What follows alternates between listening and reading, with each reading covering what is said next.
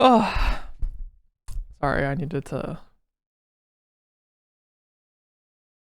calm down from all the stuff. My everything hurts when I wake up. Damp pillow still covering me. My face and head hurt from crying, and my body hurts from passing out in an uncomfortable position.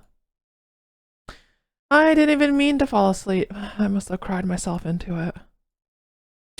The memories of yesterday don't even give me a chance to wake up before they flood my brain, pulling a groan out of me in response. I don't want to get up. I don't want to leave my bed. What's even the point? Still, I know I have to. I have to see Aspen within the next few hours, and Juliet too. Eventually, I don't know what to say or even what I want to hear. As much as I'd just like to avoid everything and everyone, the rational part of me knows that I can't. Instead, my magic and bead force me to conform like always. Either get up or be forgotten. It's not really much of a choice. I sluggishly get dressed and wipe down my face, which is still red from crying. Then I trot downstairs to where I would normally be having breakfast. Except it's later than usual. There's food on the table for me, but it's long since cold, and I can hear the sounds of conversation and movement. That means the library is already open. Life goes on with or without me. I cram down the slices of cold toast and browning apple without really tasting them, just knowing that I need the nourishment. Then I wander up to the front of the library where Julia is seated in my spot at the desk. When she notices me approaching, I can see her struggle to decide how to greet me, uncertainty plain in her eyes. I can't decide either, so I just settle for a stiff nod. Hey. Good morning, Miho.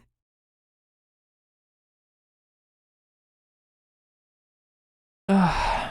Her voice is awkwardly stilted. It seems out of place for Juliet. I gesture at the stack of books next to her and the half-filled checkout sheet. You can go to bed. I can take over from here. Juliet shakes her head, looking a little more confident in the motion. No, it's all right. You're in no state to be working today. Let me handle it instead. Really. It's fine. A patron starts to approach the counter, a couple books in his hands. I start to reach for them, but Juliet stands up, blocking me off. Good morning. All set to check out? What is going on? I let my hand fall to my side. The person checking out the books looks a little confused, but settles on talking to Juliet instead of me. Fine then, if she wants to, she can do it. She has that same practiced tone of voice when it comes to helping a stranger that Aspen does. Aspen calls it her customer service voice. To me, it's the same as how I'd sound when trying to deceive someone or get something out of them. The only difference is I'm not sure I could pull mine off now, like she can. Then again, it seems like Juliet must have always been good at hiding her feelings. Wordlessly, I turn around and step out from behind the desk, passing by the guest on my way out of the door. Yeah?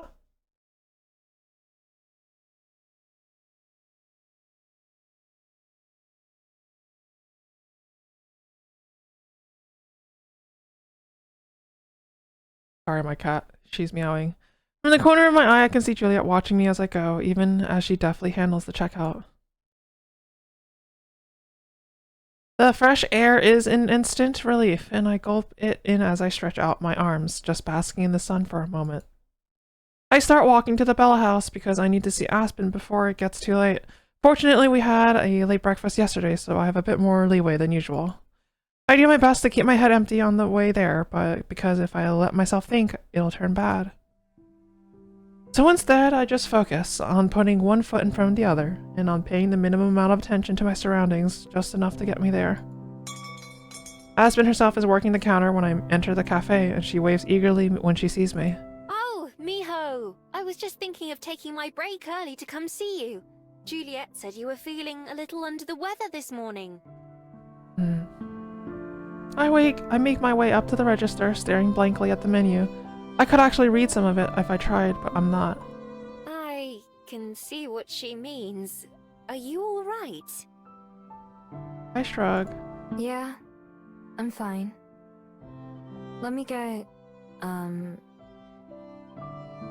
names of the different drinks that I like all swirl around in my head, but somehow picking one feels like an impossible challenge. I wasn't actually planning to stay or get something to drink. I just started ordering out of habit. whatever you recommend. She sounds so sad. Drowning, Aspen taps something into the machine. I reach for my wallet, but she waves a hand to stop me. It's on me. Go sit down and I'll bring you something soon. Thanks. Oh my god. Leaving her to that, I trudge to a booth and sit down, resting my head on my arms and closing my eyes. I could have just come inside and left again as soon as Aspen saw me, but I know that I wouldn't feel any better anywhere else I could choose to go. At least this way I get a free drink out of it. I don't open my eyes again until I hear the sound of Aspen setting a cup down in front of me before taking a seat herself. Thanks. Again. Sitting up, I have a taste of whatever it is Aspen brought me. It's scalding hot and bitter. What's in this? Coffee. What else? Espresso? You look like you need it. Gingerly, I take another sip, bracing myself against the heat this time. One of your recipes? No, I don't know who invented it, but it's been my go-to for years when I need a pick-me-up. Don't you feel more awake now? The aftertaste lingers in my mouth, but I drink some more anyway. Unfortunately. Then it's doing its job. You really do look a mess, though. Were you crying? Oh. As soon as Aspen takes a second to look at my face, I see her take on that same look of concern as Juliet. I raise my cup to my lips again just to hide myself. Yeah? There's an awful scraping sound as Aspen slides her chair a little closer to mine. Taking one of my hands in hers, I pull away immediately. Sorry, I should have asked first. What's wrong? Did I do something? Her face starts to redden and I already know what's coming next. It's fine. I don't know how to respond, so instead I opt for a question that's been lingering on my mind. Do you know who Cosette is? Cosette? No, I don't believe I know the name. Is she a friend of yours? No. Don't worry about it. If Aspen doesn't know, I'm not going to be the one to tell her. Still, it doesn't surprise me in the slightest that Juliet never mentioned her before, even though the two of them were supposedly close friends.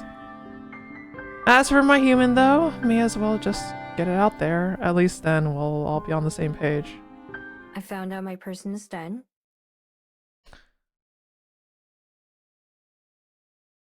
Well, although I've been sitting with that thought for hours now, it's the first time I've said the words out loud. To my own surprise, they come out as steady as everything else. At least I don't feel like I'm going to cry. Oh. Finally, I glance at Aspen herself, just like Juliet. I can see her eyes widen and mouth drop as she tries to think of something more to say. And you knew, didn't you? What is this? Her hands toy uselessly with an abandoned straw wrapper on the table. I suspected as much, yes. I sigh, not surprised at all. I don't even have the energy to be that upset compared to when I was dealing with Juliet. I'm sorry, It's okay. Juliet already said it. Well, I'm saying it too. I'm sorry. It seems you probably didn't find out in the best way. Not that there is a best way. That was why we were afraid to tell you. We didn't know how... Actually, I'm just going to stop talking. Really? It's fine. I cut her off flatly before she can start over apologizing. Being apologized to makes me uncomfortable, like an itch I can't scratch. Putting my chin in my hands, I look out the window to the sunny day outside. It's as nice as it ever is here. I just wish you would have told me. In our reflection, I see Aspen nod. If it makes you feel any better, we were going to, soon. We'd already decided, but not on how. I assume Juliet told you. More or less, yeah. She said something that made me figure it out. I see. Rupture and repair, girl. Rupture and repair. Both of them just accepted my being upset so easily. neither of them try to argue or anything, just apologized. I'm not sure how I feel about that. Just like I'm not sure if Aspen's words make me feel better or not.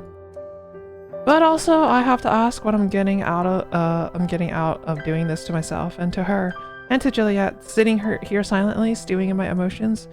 What felt like burning rage last night now feels less explosive.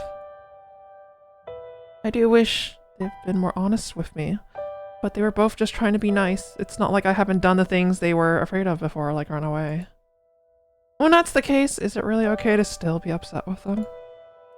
Sorting through complicated emotions is difficult. I like when things are straightforward, and I know to be sad or mad or something else. Right now, seeing how sad it's also made Juliet and not Aspen doesn't make me feel better either. If nothing else, I should at least tell them how I feel, or try to. Closing my eyes for a beat, I make my first real decision since leaving for Cossette's grave with Juliet yesterday. Are you busy tonight? I want to talk with you and Juliet. Together. She startles at the sound of my voice. I guess she didn't expect me to say anything else. I'll be there. Just tell me when. I don't know yet. I have to ask Juliet, but I'll have her let you know. Okay, that works for me. I stand up slowly and Aspen does the same. I can tell from the way she's still fidgety and nervous though that something's bothering her. There's a tiny pop as she snaps the paper straw wrapper in half. Can you tell me one thing though? Are you leaving? Oh. She's really worried about that, isn't she? I feel a bit more confident about one thing as I shake my head. No. I won't go anywhere. Oh, Aspen. Oh, they just care for her. Oh.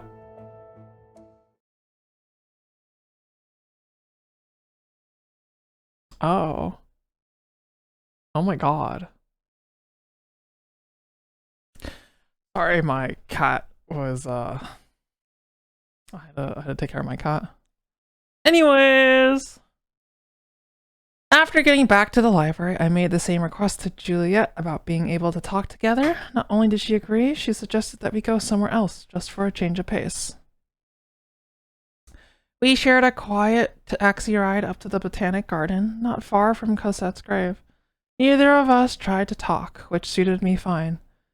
I spent the whole ride trying to think about what I want to say. I imagine Juliet did the same thing.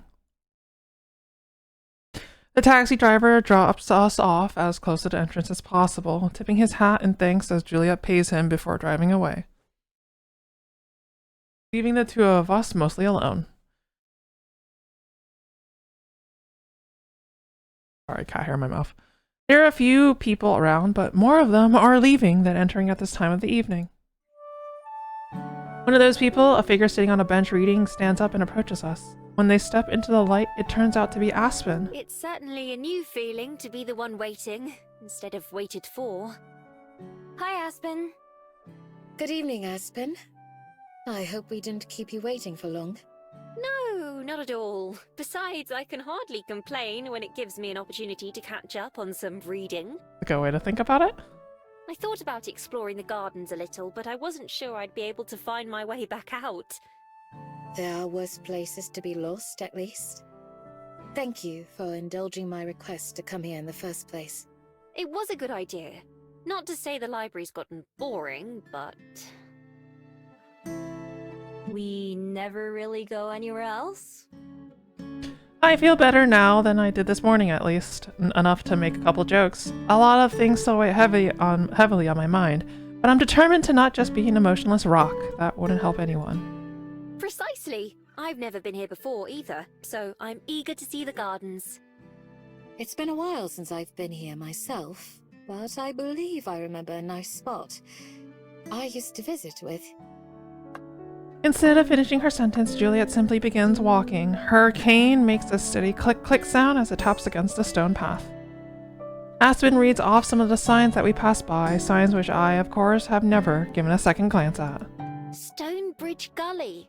That sounds rather poetic. Perhaps I'll use it in a story sometime. Ah, Pine Hill Path too. Whoever named these gardens was having fun, weren't they? Yeah, you can. That's like a thing. there's this, oh my god, there's this history, this is back in high school, there's this history textbook that, like, you can tell that, that the person who wrote the fucking textbook was, like, having fun when they were writing it in certain parts. I'm like, oh my god, this guy. Juliet still seems preoccupied, not ignoring us, but not seeming to pay much attention either. She does wait while Aspen pauses to read one of the big signs that talks about the gardens. She writes a little bit in her notebook, then scurries back to us. Sorry, one of the photos there caught my eye and I wanted to take some notes for further research. I hadn't realized there was more to this park than just this one garden. Really? Like what? There's an old estate for one thing. Also another garden just for native plants. There's even a cemetery not far away that's apparently part of it. The steady rhythm of Juliet's cane misses a beat, but she keeps walking. After a short uphill stroll, we reach our destination. Oh, wait, this is so cozy. A small brick path juts off the main road, leading to an overlook covered by a glass roof. There are a handful of benches around, but all of them are unoccupied. Would this do?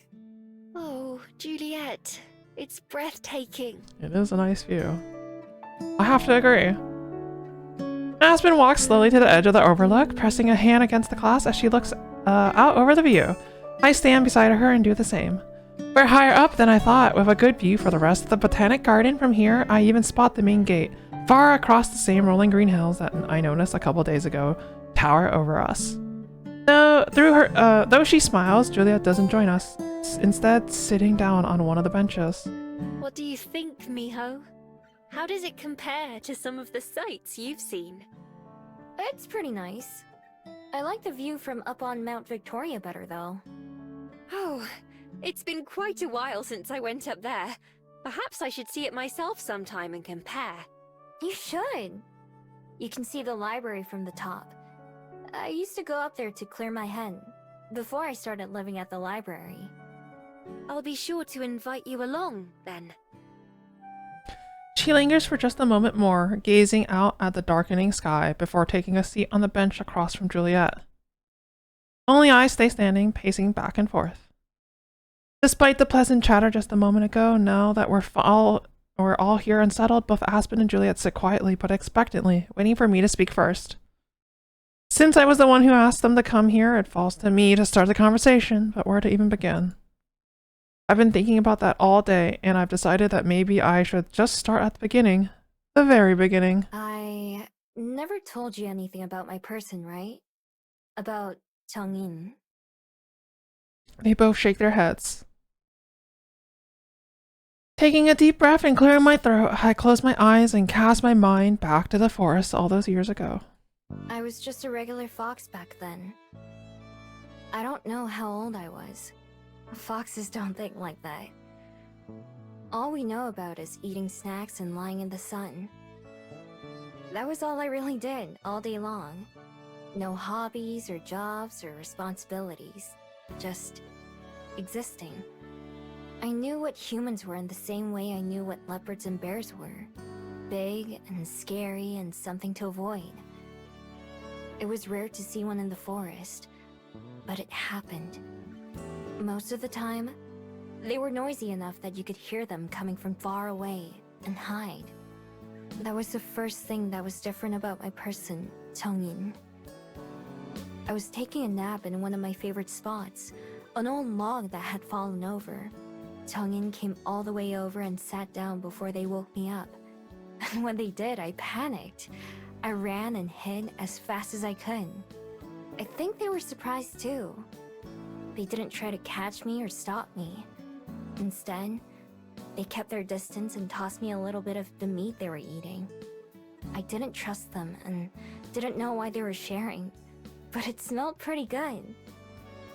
So I grabbed the food and ran away, and eventually they left. When I went back to my log the next day, Changin showed up again too. I ran away again, but they still didn't chase me and let me come back on my own. We did the same thing the next day, and the next day, and the next. Then, one day, I was in a new part of the forest, I liked wandering around even as a fox. I wasn't paying attention to where I was going, when suddenly, it felt like my leg was on fire. I didn't know what it was at the time, but I'd walked right into a trap that a hunter left. I couldn't move as much as I tried, and it's still the scariest thing that ever happened to me. I was sure I was gonna die. Finally, Changin showed up. At first, I thought they were there to finish me off. Instead, they were worried for me. They knelt down and got my foot out of the trap, and then wrapped it with a part of their shirt to stop it from bleeding. That was when I finally figured out they weren't going to hurt me. Oh. I kept going to the grove to see them, and they kept being there. I let them get close enough to touch me after that. Still, they didn't do it much. It was only to check on my leg and make sure it was healing okay. One day I went, and they were waiting like always, but they brought a lot more food than usual. And they gave it all to me, hardly eating anything themselves.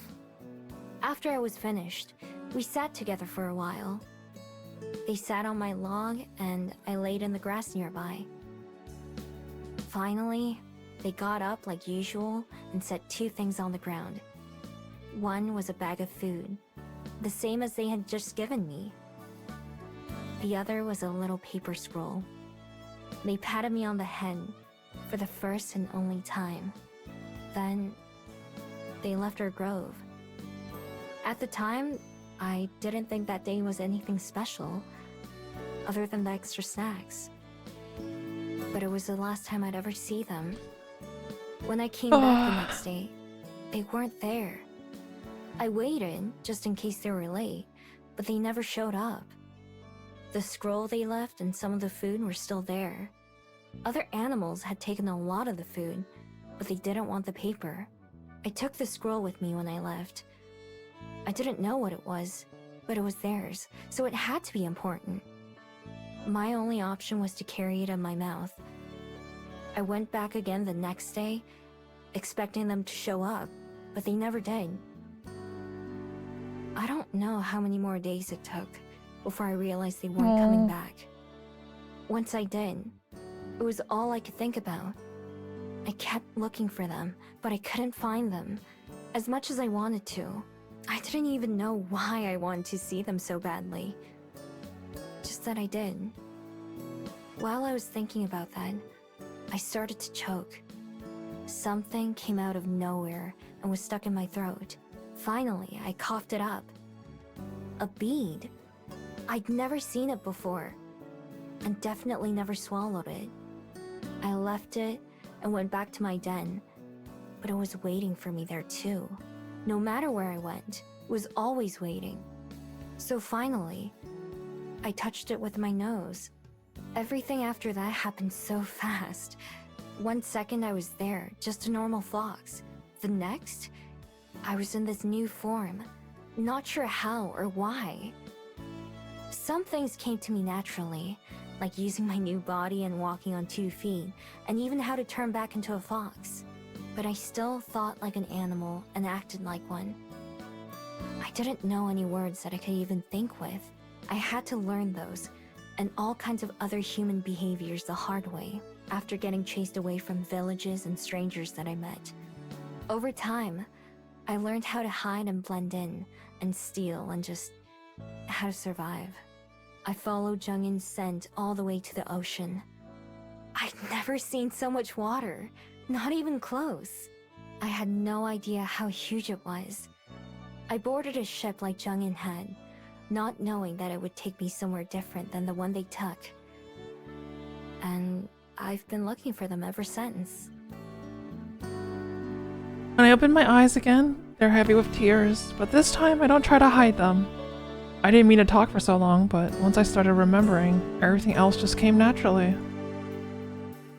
Turning to face Aspen and Juliet, I see that they're crying too. Oh, Miho. They sound like they were a wonderful person. I can see why you never stopped searching for them. They were truly special, weren't they? Yeah. They really were. Remembering how their hand felt on my head and the softness of their touch as they inspected my leg, those thoughts hurt as much as the hunter's trap did, but also they make me smile too. I've often worried that they might have forgotten me, but I don't think they did. They only knew me as a fox before I had any magic, so their memories should have stayed intact. Those days weren't long, but they were special. To me, and I hope to Jongin too. And so, I don't want to let them become painful memories. I want to smile when I think about them. Anyway, I'm sorry for getting so mad at you yesterday, Juliet. And for how I acted this morning with you, Aspen. I know that you both just wanted to keep me from getting hurt. But that's another thing, too. It feels like you're always looking after me, or taking care of me. There are lots of things I'm still learning, but I'm not weak. I've taken care of myself for a long time, you know. So, I don't want it to be like that anymore. I want you to be honest with me from now on, both of you. Even if it's something that would make me sad or angry. This is an important conversation to have. I promise that I won't run away without saying anything. I won't just disappear no matter what happens.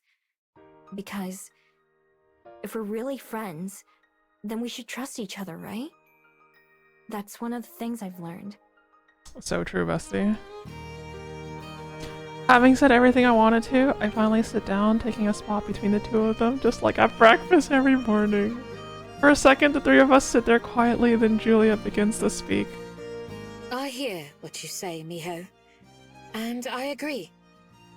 You're not the only one still learning things, you know? I have a long way to go too. For years, I felt it for the best to remain open, but guarded. If I maintained a comfortable distance, even from those I call my dearest friends, then by never getting to know anyone too well, I'm so sorry. by withholding any meaningful details of my life, I thought to avoid the pain of loss again. For years, I felt it for the best to remain open, but guarded. If I maintained a comfortable distance, even from those I call my dearest friends, then I would be protecting myself. By never getting to know anyone too well, by withholding any meaningful details of my life, I thought to avoid the pain of loss again. But all I've done is keep myself from experiencing that joy of companionship again, while even causing hurt to others. I'm not too experienced when it comes to being honest to myself. Or perhaps only honest to a point. But you're right, Miho. That isn't how it should be. From here on out, I'll endeavor to be more open, more real, with both of you. For myself, and for you. Juliet looks in our direction, but in particular at Aspen right now. As such, Aspen, there's something that I'd like to tell you. She begins telling Aspen about Cosette in much the same way she told me yesterday. I sit quietly and think about what she said. Hearing Juliet describe herself reminds me of me. In the end, we've both always been running away, haven't we? Despite how perfect and put together Juliet's always seemed, she's actually been struggling just as much. She was just better at hiding it than me. As Juliet recounts the vow she made in honor of Cosette, I see Aspen is listening with rapt attention, like when she gets really absorbed in one of her books. When Juliet finishes her story, both of them have to wipe their eyes. Aspen rummages around in her bag and pulls out a small pack of tissues, offering one to Juliet before noisily blowing her nose and wiping her eyes. God, that's certainly a lot to take in. Thank you for telling me, though. Cosette sounds like she was a wonderful person, just like Johnine. I wish I could have met her. I wish you could have as well. She would have had endless stories to recount. and I know she would have loved to share them. As for all the other stuff, first of all, I promise, to both of you, I want us to be truly friends as well. I don't have anything quite so dramatic in my past, but I certainly know how it feels to be performative. Oh. I can hardly fault you for curating your self-image when I do the same thing. It's kind of funny, actually, and a little scary to hear you talk about Cosette and Zhongyin, because as someone who will one day be past tense, I often wonder about Oh, how I'll God. be remembered when I'm gone. Real? Not that I expect that to be any time soon, but still, I hope that someone speaks of me just as fondly someday. There will be more than enough time for me to worry about that in the future, though. Right now, I'm glad we had this conversation. It was worth the near panic attack I had earlier, wondering what would be said tonight. Rupture and repair, baby! Me too. I still have a lot to think about, and I'm still sad. But I don't want to be sad forever. I know it's not what they would have wanted for me either. But I do know that I'm lucky I met you two, and that you're my friends. I wanted to stay like that.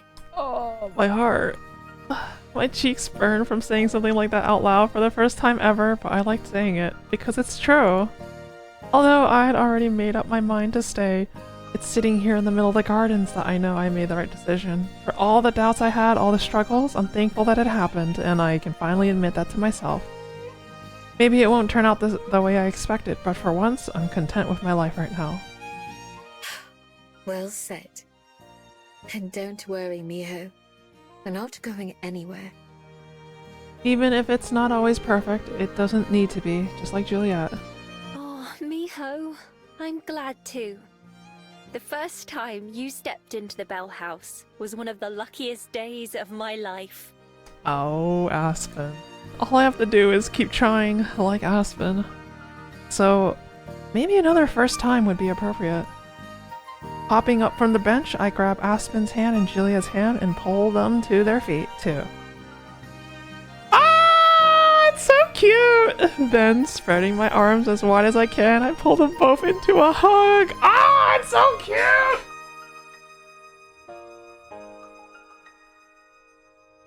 I'm just gonna take a screenshot for this real quick and save it somewhere. It's so cute! Oh my god! Alright, sorry. Without hesitation, I feel them embrace me in return. From that first day at the cafe all the way to now. It's chilly out here in the gardens in the cool evening air, but it's warm in Aspen and Juliet's arms, and I smile to myself and to them, and to anyone who may be watching. Mine too. Sorry, I'm okay. After spending a bit more time walking around the gardens last night, Juliet and I went back to the library and Aspen took a bus back to her apartment. Once we get back, I fell asleep almost immediately, my brain finally getting some relief from all the emotions of the last few days. In the morning, once I go downstairs for breakfast, it's pleasantly familiar. Toast, eggs, and fruit like always, and conversation about books and work in Wellington. After cleaning up, but before Aspen departs, Juliet clears her throat. By the way, Aspen, I do believe this weekend is a special occasion. Am I correct? Birthday? I had been trying to ignore that until now, but yes. It's a birthday. Wait, what? What happens this weekend? This Friday is my birthday. A brutal reminder that, like we just discussed, time won't wait for me. Whoa! Humans have parties for that, right? Are you gonna have a party? No, I'm not turning 12. Okay, but we can still have a party. How old are you turning? Not 12? Translation. She doesn't want to say her age. I thought parties were a thing you got to do your whole life. That's not fair that only 12-year-olds get to have them. Oh, mijo. It's not like that. They're just one of those things that you grow out of. Why? Why what? Why do you grow out of them? Her brows get some more creases, like she's trying to explain this as much to herself as to me. It's just part of being an adult. You get older and older, and you reach the real world, and then you don't feel like having a party, I suppose. That'll never happen. If my friends have a birthday, it's worth celebrating. When you're young, it's exciting getting older because there's so much you can't do as a child. Once you're an adult, you realize that what you thought adult life would be like isn't real. So instead of being excited that there's cake and ice cream, you start worrying about how many calories are in each. Oh my god. What's a calorie? Oh my god! Never mind. You know, Miho has a point. She does? I do. I do? You're never too old to have fun, as you both went out of your way to remind me. 25 can be just as much a reason to celebrate as 5. I suppose you're right. For the record, I'm only turning 24. Thank you very much. You're so young, what the hell? Yo, you know, honestly, growing up and like reading stories about like high schoolers or like college students or like, as Aspen says, adults, like as like a kid, like I mean, I remember like reading things like that like as a middle schooler. I'm like, oh my god, these people are so much like so old. And now that I'm older, like on average older than like most protagonists like of the genre, oh my god, these youngins. She's only 24. Still, I'm not the partying type. Plus, I told my parents I'd go visit them this weekend. Just for a day, mind. I'll be back well before 24 hours have passed. That's wonderful. I'm sure they'll be overjoyed to see you. I'm sure they will be, at least for a little while. I still wouldn't want to stay for more than a weekend, even without Miho to keep in mind. Longer than that, and my mum and I would probably go crazy. Yeah. I'm not leaving Welly until late Saturday evening, though. Would you mind going with me to the bus stop on that day, Miho? Just to be extra safe. Yeah, of course. Even without a party, would you let us treat you to dinner on Friday evening? We can go wherever you like. That would be nice, thank you. No gifts, though. It won't be a party. Oh, Aspen. Aspen. That's easy, because they wouldn't know what to get you anyway. Where do you want to go? I'm not sure yet, but I'll let you two know. Maybe you can come over on Friday evening, and we'll go from there. Come over? Where? To my apartment? I do have my own place to live, you know. Oh my god, she's inviting us over. And, well, it isn't anything special, but I felt I should at least let you two see it. Only if you want to. Of course I want to! I mean it. It's the definition of average. I'm not even sure if it can fit 3 people. Oh. I lived in a dirt hole for most of my life. I can handle anything. Real. Good point. You'll feel right at home then. I'd love to come visit as well. Thank you for the invitation. Great. I'll clean up and make sure the cats are on their best behavior. It's been quite Cats! a while since we've had company. Sorry. I'm normal. I can't wait! The 3 of us chit-chat for a little bit longer until it's time for us all to split up for the day. Miho, do you have any plans for the day? Not yet. Why? I was planning to go see a movie soon. Would you like to come with me? She asking out on us a date. You're more than welcome to, of course, Juliet, but I imagine it's rather late for you. Unfortunately so. I'll be up a while longer, but I wouldn't be able to make it through an entire movie. I hope that you enjoy it, though. I understand. Miho, it's fine if you don't want to come along, but the showing starts in an hour, so we'd need to leave soon. I prefer to get there before it's crowded.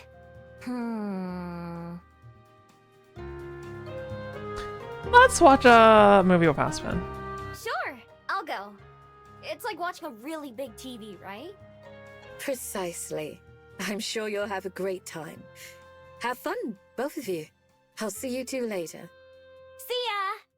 Good night! With that, Juliet waves goodbye and goes to bed. Are you ready to go? I am.